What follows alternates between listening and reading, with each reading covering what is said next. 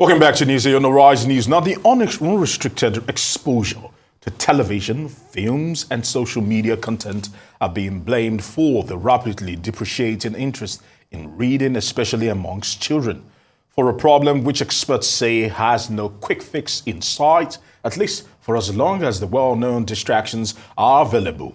What could be the way out? Well, here in Nigeria, organizers of the Akada Children's Book Festival are optimistic that practical solutions are possible. Bumi Abudarin Talabi is convener Akada Children's Book Festival, and she joins us now to have a quick chat. I want to say thank you very much for joining us here on Newsday. Thank you. My first question out of the blocks is this.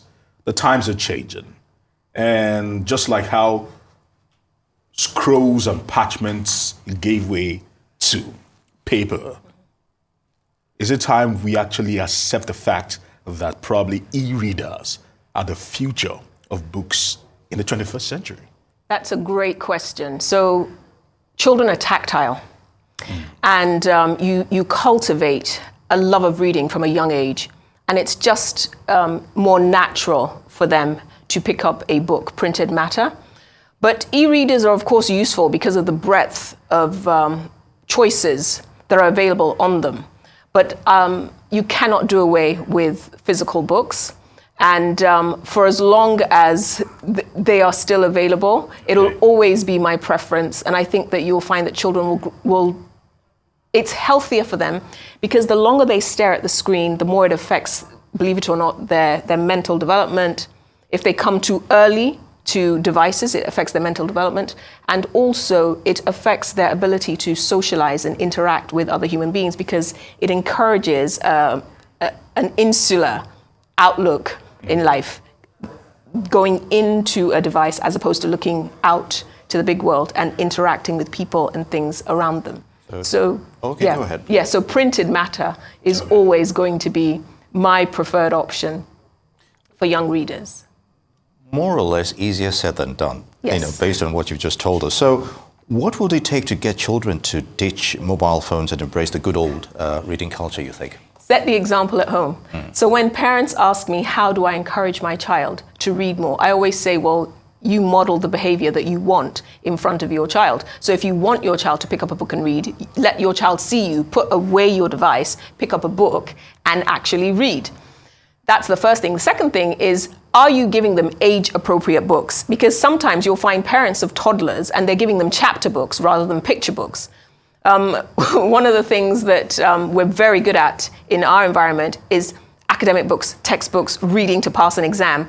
But what we are trying to do at the Akada Children's Book Festival is to encourage this concept, this notion of reading for pleasure, that reading can be a recreational option. You don't always have to gravitate towards giving the child the iPad to keep a child quiet.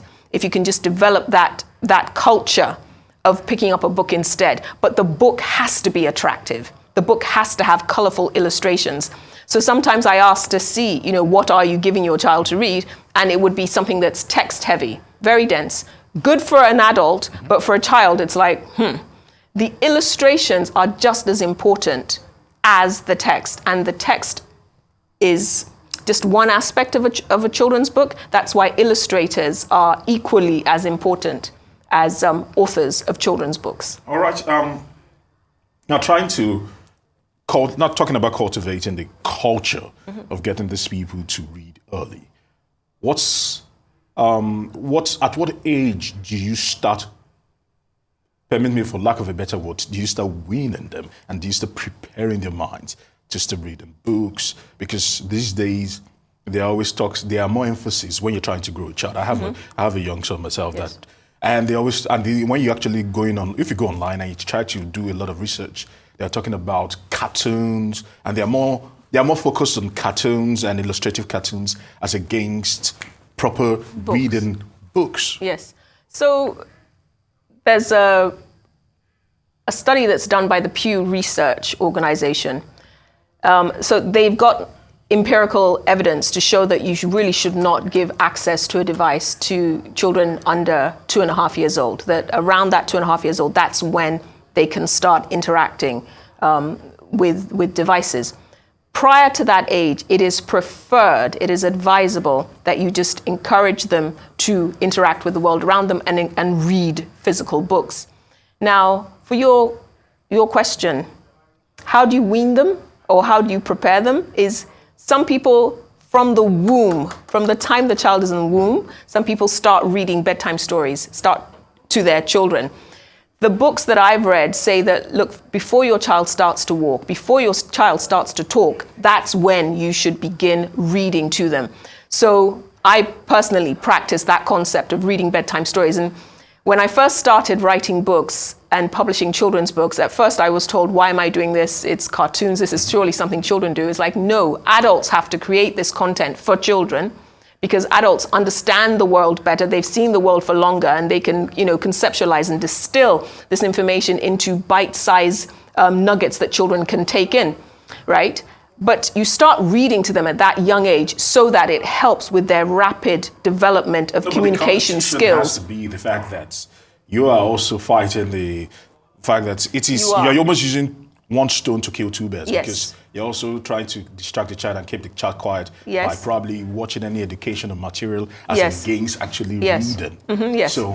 So there's healthy consumption of technology and there's unhealthy consumption of technology.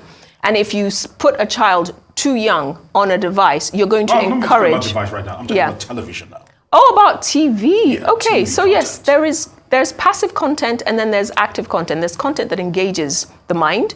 So there are some educational programs where the children are, encouraged to interact and say after, what the host is saying and so on and so forth. So they are engaging, their brain, developing their brain. But there's also a lot of passive content out there. They're not really thinking, they're just watching, blithely.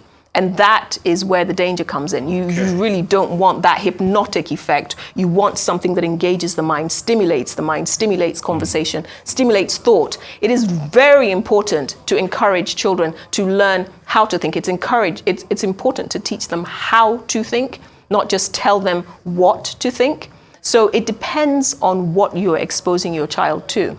Some is good, and some is not so good. All right, you just made me remember the days of Sesame Street. We grew up with, it was very educative and to a large extent. But where is the place of libraries in all of this? Because they seem non-existent these days. So, thank you. Well, you could talk about e-libraries, but I'm talking about the physical libraries are absolutely essential to the development of any community, to the development of any society. And it's one of my pet projects is to encourage this notion of us having libraries in every single one of our local governments, in Nigeria.